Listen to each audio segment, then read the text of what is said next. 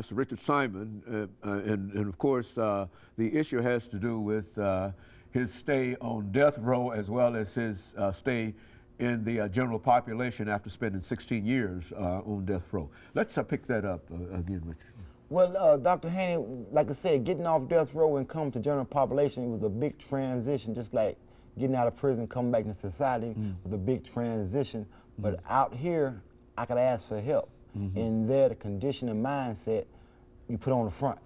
So I was still going through putting on the hits, saying like I was all right, it wasn't hurting. So I had a hard transitional period, but it was made easier by some of the friends and some of my spiritual brothers.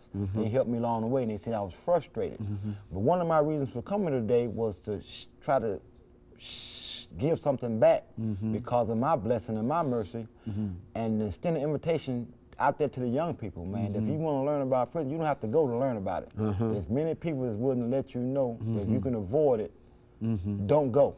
So I throw this out there. Any young person that's curious about prison, just call me, man. Don't catch no case, cause you don't want to do it like that. But prison, just like, man, we talk about the young people. You see the young guys coming there, and man, when I got locked up, it was a lot of quote unquote, no disrespect to the audience, is a lot of homosexual behavior. We call them booty bandits. And then nowadays, a lot of them young guys running out their pants, hanging out their behind. A lot of us old heads couldn't understand how the young people could be advertising themselves like that in that type of environment. And so that's what we saying, that the younger generation, which is partly our fault because we weren't there to guide them and direct them, give them a proper motivation and that kind of stuff, they were led astray by the masses or by the streets of their desires. I don't know who all to blame, but I think we all share the blame. And the prison has changed. You know, when the young people came in, it wasn't no self-respect. It wasn't no respect for your cellmate. It was a lot of drama. You know, it was a lot of stuff that, like they say, oil and water don't mix. Sometimes old and young don't mix because, you know, they don't want, when you take a guy, quote unquote, was making $10,000 a week doing this thing, how you gonna listen to a guy that's you know, been in prison 20 years, and man, you ain't got nothing. I got 5 houses out there. So a lot of people got caught up into the material thing, and prison strips you of that. And once you realize that you don't have anything but what the state issues you or allow you to have, it really put me back in perspective. No matter what, I had my goals and my dreams, but if they didn't open the door, I couldn't get out. I was like powerless in prison. All the stuff I wanted to do, it was just thoughts. I was like powerless. That's not a good feeling for a man. You know what I mean? It wasn't a good feeling for me. So I was trying to get my empowerment back, which was quote unquote trying to get out of prison.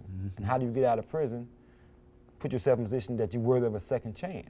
Because I was guilty of the crime I committed, so I couldn't, find a loophole.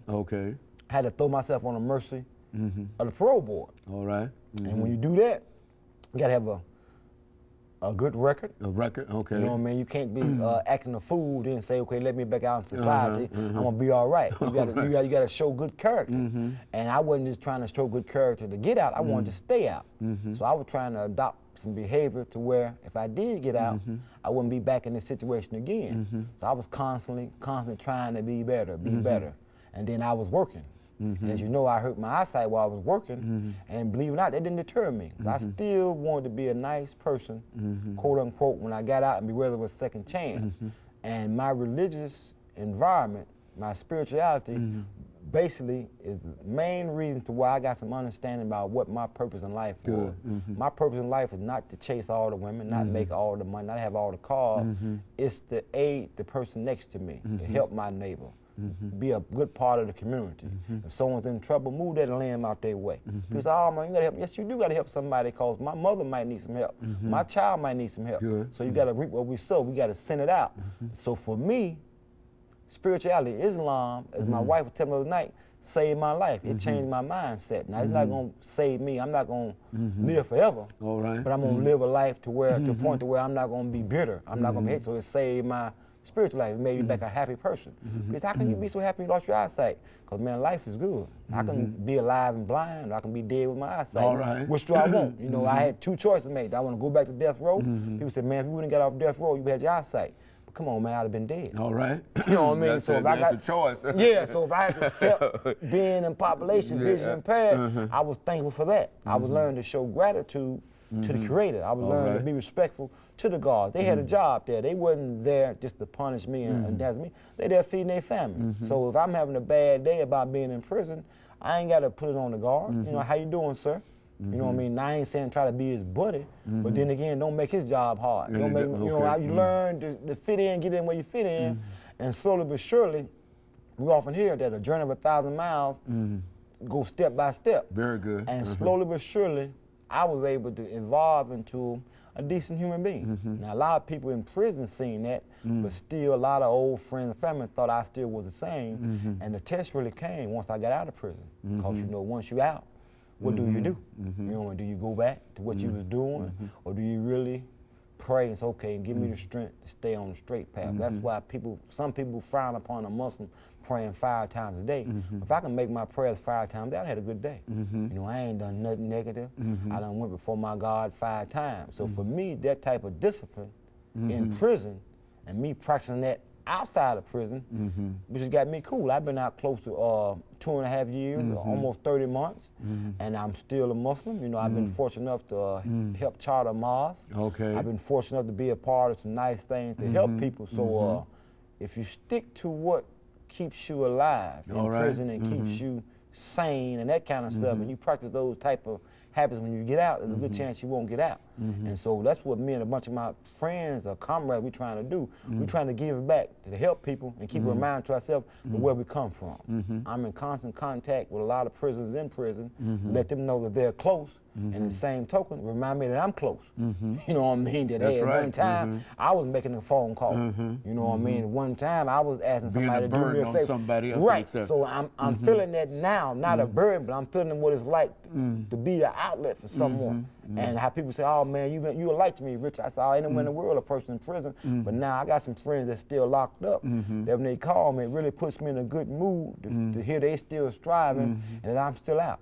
Because I used to have dreams in prison about waking up and being out. And several times I done had dreams outside, waking up and still being in. So your mind played tricks on you. And then that's why, you know, people talk about bad association, you know, you speak like... But your mind carried you there. Yeah. It carried you out. It got you out. And just it can be done. Now, and a lot of times people think that if you do good, good things will come your way. You gotta learn to do good because it's the right thing to do. And that don't have any expectation about doing good. Sometimes good comes from doing good. Don't let that be the root of why you help somebody that you want something in return. Don't let that be the root to why you know you stop doing it serious because this, that, and other. Just I learned to do what's right because it's the right thing to do. And maybe someone, my mom always tell me, if she treats someone right, maybe someone would treat her kids right, and vice versa. You know what I mean? If I'm kind to someone I meet, respectful, maybe someone meets someone I love, they'd be kind and respectful to them. Because one of my biggest fears was I was in prison for armed robbery and a violent charge because someone died as a result of my actions. And I was in fear that something happened to my family member. How would I, if we reap what we sow, I was wondering when it was going to come back. I believed wholeheartedly that whatever we do come back to us. And I knew what I did. And I was always been waiting to get the phone call that something violent happened to my family. And through the grace and mercy of our Creator, so far so good that, you know, he's been protecting me or been answering my prayers to the point that my grandmother was still alive, my mom was still alive, and all that kind of stuff. And she hadn't had to bury none of her kids. So I would encourage anyone who has problems, growing pains, you know, you got a lot of stuff with gang issues. Just be strong enough to pull yourself away. Be strong to ask for some help. Don't try to go it on your own. You know, talk to your mother and your father. Talk to somebody that can deal with the bully, quote unquote. You know, you can't, you know, man, you can't deal with a giant, but you might have to get another giant to deal with a giant. You know, and maybe two giants can compromise and say, okay, let me have this one and this, that, and other. So if you're out there having some problems, you don't want to go to prison, but you're heading that way, don't be afraid. And you all ought to be able to tell when you're heading that way, don't you That's think? right, that's right, that's right. If you are doing illegal things, or if you're surviving off illegal things, if your whole life is based on negativity, understand that negativity is going to destroy you and all that around you in the long run. You know, you can get what you want, you know what I mean? You can get it today, but tomorrow it's going to come back to you. You know, because a lot of people do things and don't even get to enjoy the fruits of their labor. Someone else enjoys it. Okay. And realize, you know what I mean? Whatever you do, make it so you can benefit from it. You can be proud of what you do. It's like coming talking to you. it's a good thing for me to get out and talk to someone about something I'm trying to do better. Richard, we're going to have to end this over the last 15 seconds, but you will say God is good. God is great. And I would say the same thing.